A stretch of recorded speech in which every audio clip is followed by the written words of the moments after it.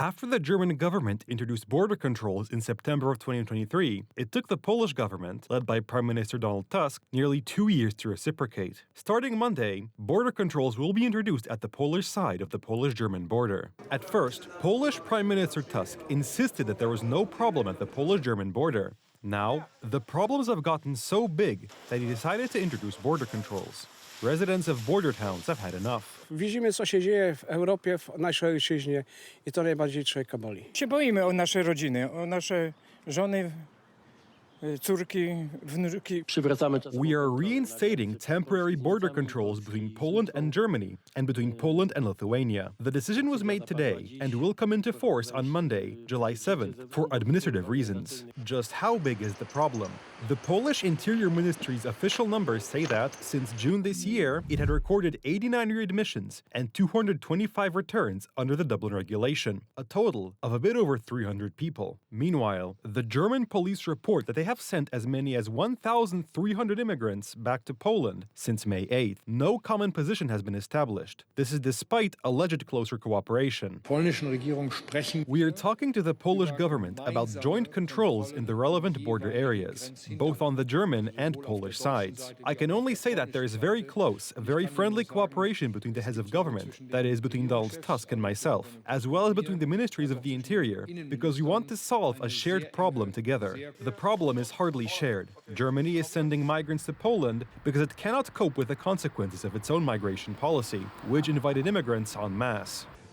We will certainly not thank the Prime Minister for finally introducing border controls in response to such overwhelming public pressure. It is no longer possible to ignore the fact that illegal immigrants seeking an easy life in Germany are being transferred to Poland.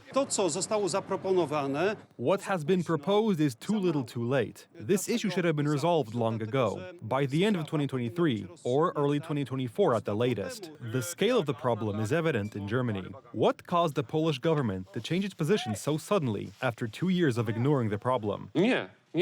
No joint patrols, there will be Polish patrols. The German ones are on the German side. They did wrong by introducing controls. They had 2 years, as much as Schengen allows them. Germany's legal time limit for the temporary introduction of controls within the Schengen area is coming to an end. That is why Donald Tusk stepped in.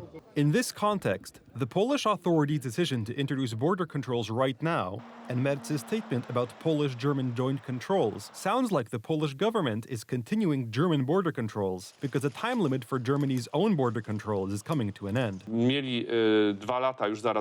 On top of all that, Tusk's government failed to suppress the problem during Poland's presidential election, leading to the ruling coalition's candidate being defeated on June 1st. Germany was patient until the presidential elections in Poland. In spring, they limited the expulsion of migrants to Poland, which Merz had promised Germany. Donald Tusk disappointed. He did not deliver. So, that needs to be made up for. The problem of immigration is very pressing for Germany. Eurostat data from 2023 shows that in Germany, France, and Sweden, the rate of sexual crimes has increased by several dozen% compared to 2015. Poles are distraught over the recent death of a young woman from Toruń, who was violently assaulted by a migrant from Venezuela. She later succumbed to her wounds. O Jezu, no ciężkie to jest, nie? W ogóle dla całego Torunia to jest ciężkie. Ja tutaj przychodzę codziennie i dla nas to jest okropna tragedia, nie? Dzieci mamy w jej wieku, także nam bardzo jest przykro z tego powodu.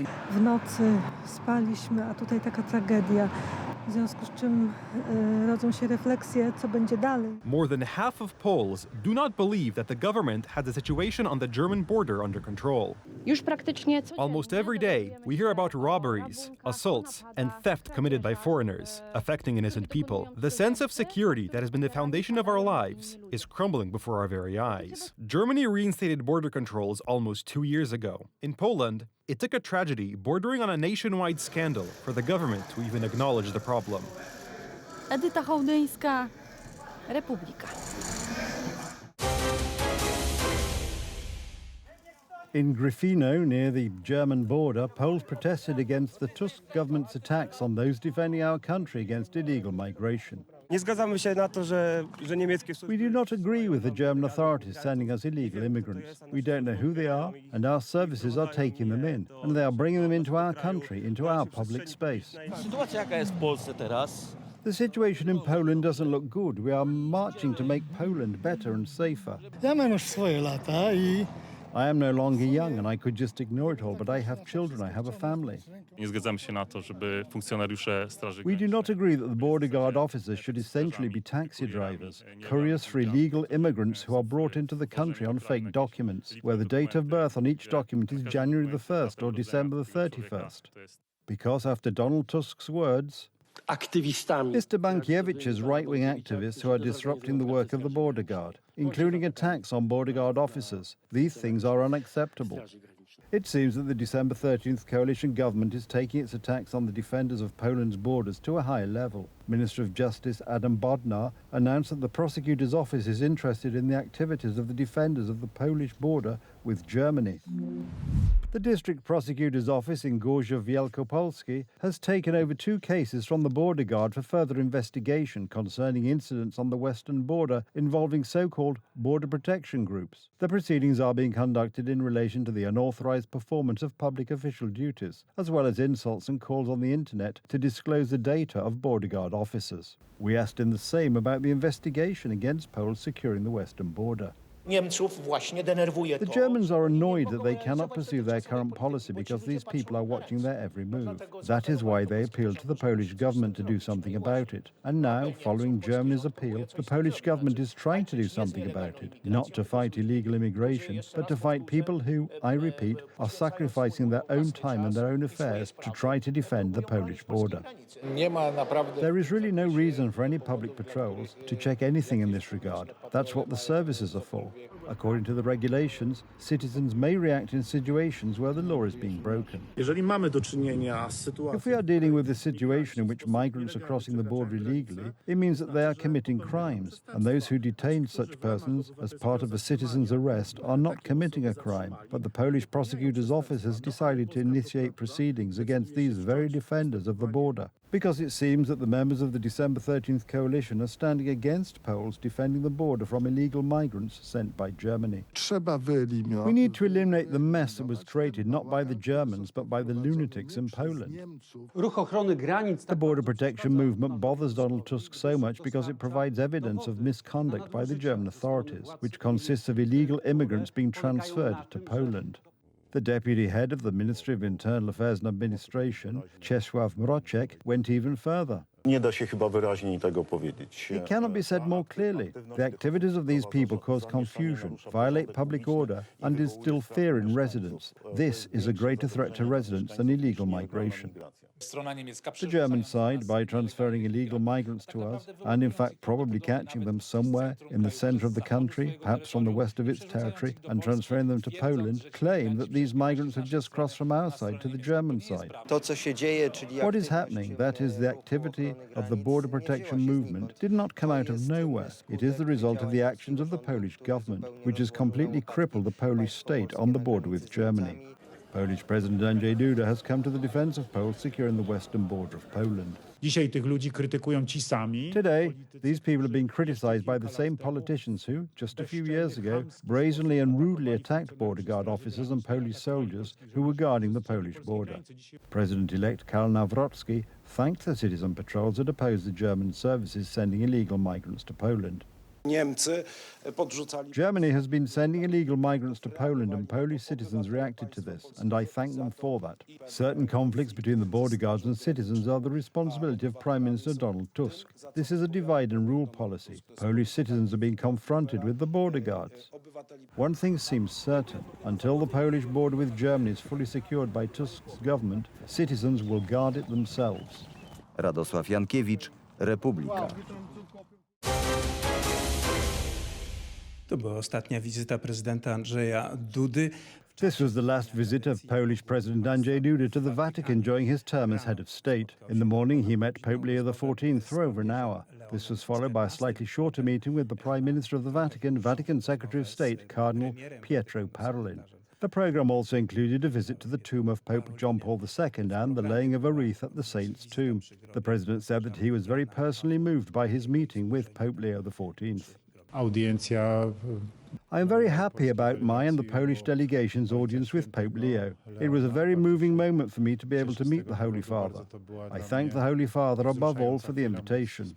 Spotkania z głową Kościoła. Meetings with the head of the Catholic Church are a regular part of visits by Polish politicians, but Andrzej Duda was deeply moved by this experience, according to Adam Kwiatkowski, Poland's ambassador to the Holy See. To bardzo ważne spotkanie, bo This is a very important meeting because, as the President mentioned in his statements, during this conversation, on the one hand he invited the Holy Father to Poland, and on the other hand he told the Holy Father what is happening in Poland.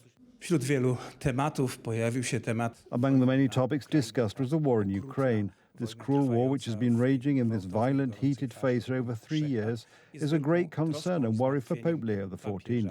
The Pope proposed that the Vatican be the venue for peace talks and informed President Andrzej Duda of this. Powiedziałem Ojcu Świętemu, że I told the Holy Father that I thought it was a very interesting and realistic idea for these peace talks to take place under the auspices of the Holy See, perhaps in the Vatican, but I also said that there are other very symbolic places, such as Castel Gandolfo, which are known as papal residences. dla papieża Leona XIV. For Pope Leo XIV, the war in Ukraine is a very painful experience and he calls for it to end. Papież Leon XIV utrzymuje swój Pope Leo XIV maintains his strong voice calling for peace in the world, in the Holy Land, and also for Ukraine, saying that God speaks loudest in those places where the voice of the weak is clear.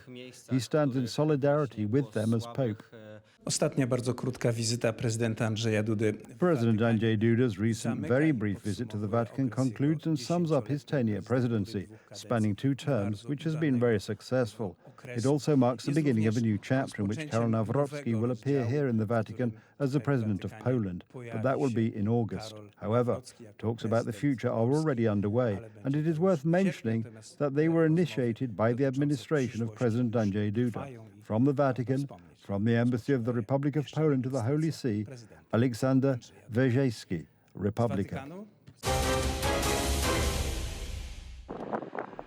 Hundreds of firefighters battled a blaze on Thursday on the island of Crete, which burnt swathes of forest and olive groves and forced the evacuation of over 1,000 people, officials said, underscoring the region's vulnerability to destructive wildfires. At least 230 firefighters, along with 46 engines and helicopters, were deployed to contain the conflagration, which broke out a day earlier near Lerapetra town on the south-eastern coast of Greece's largest island. The blaze, which broke out on Wednesday afternoon, was stoked by gale-force winds that hindered firefighting efforts and rekindled the fire's fronts. The fire reached houses and hotels, according to the fire brigade and local officials, with local media reporting damage to some homes, but no injuries. Scores of residents and tourists were evacuated and moved to a temporary shelter at an indoor stadium in Lerapetra. Some left Crete by boat, the authorities said. Greece and other countries in the Mediterranean are in an area scientists have called a wildfire hotspot, with blazes common during hot and dry summers. These have become more destructive in recent years, authorities say, because of a fast-changing climate.